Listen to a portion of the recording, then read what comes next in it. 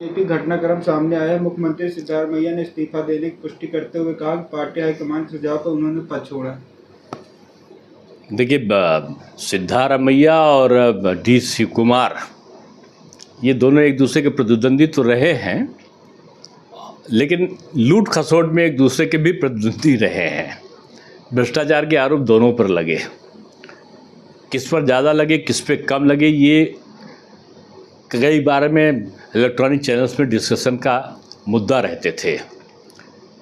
आज जो बदलाव हुआ है ये सहज बदलाव नहीं है। जैसे पानी बरसने से पहले पक्षी आसमान में उड़ने लगते हैं तो पता चलता पानी बरसने वाला है, वैसे जब डी.के. शिवकुमार और सिद्धारमैया आपस में लड़ने लगते हैं तो ये निश्चित हो जाता है कि अब कांग्रेस सरकार गिरने वाली है। ये अप्रत्यक्ष रूप में राहुल गांधी जी के नेतृत्व के खिलाफ विद्रोह है। और सिद्धारमैया भी भ्रष्टाचार में लिप्त थे और मैं समझता हूँ डी.के. शिवकुमार उनका रिकॉर्ड भ्रष्टाचार में तोड़ेंगे। सर, ट्वीसा शर्मा मौत मामले में बड़ा एक्शन हुआ। सीबीआई ने ट्वीसा की सास गिरिबाला सिंह को गिरफ्तार कर लिया है। नहीं, देखो ये विधिक कार्रवाई है।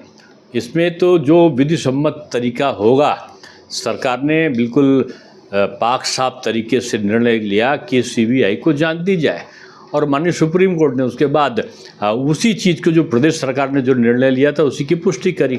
अब सीबीआई क्या कर रही है ये उसका काम है, वो निष्पक्ष है और जो भी विधि सम्मत कार्रवाई होगी वो जांच एजेंसी करेंगी। सर, अखिलेश यादव ने सोशल मीडिया प्लेटफॉर्म एक्स पर ट्वीट कर कहा कि प्रदेश की जनता बिन बिजली गर्मी बीमारी में तड़प रहे और भाजपाई मंत्री इंटरव्यू खेल कर गर्मी की छुट्टी। अब देखो कितना आंकड़ा अगर देखो तो समाजवादी पार्टी की सरकार में अगर 7000 मेगावाट की खपत थी तो बीजेपी सरकार में 13,338 का आंकड़ा हमारे मंत्री ने दिया है मेगावाट का। कितना दुगना से ऊपर डिमांड और दुगने से ऊपर सप्लाई। पहले क्या थी, डिमांड ज़्यादा थी सप्लाई नहीं थी। आज डिमांड जितनी है उतनी सप्लाई हो रही है।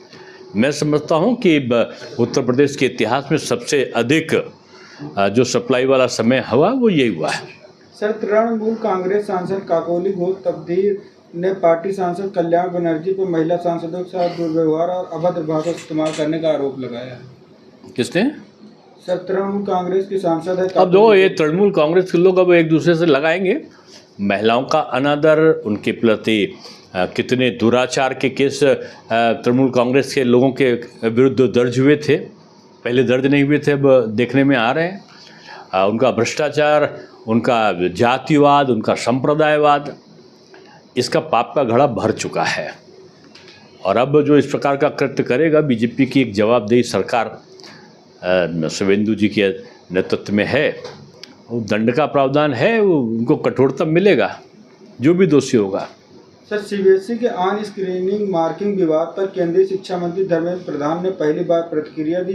उन्होंने कहा कि वह इस मामले की जिम्मेदारी लेते, यदि मूल्यांकन प्रक्रिया में कोई गड़बड़ी पाई गई तो किसी को बख्शा नहीं जाएगा।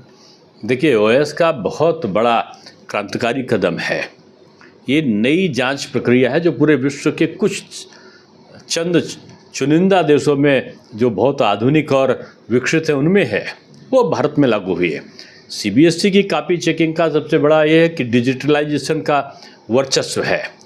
कॉपी का स्कैन करेंगे, उसके बाद मैनुअल स्कैन के कंप्यूटर पे चेक होगा और कंप्यूटर से ही उसका कैलकुलेशन होगा।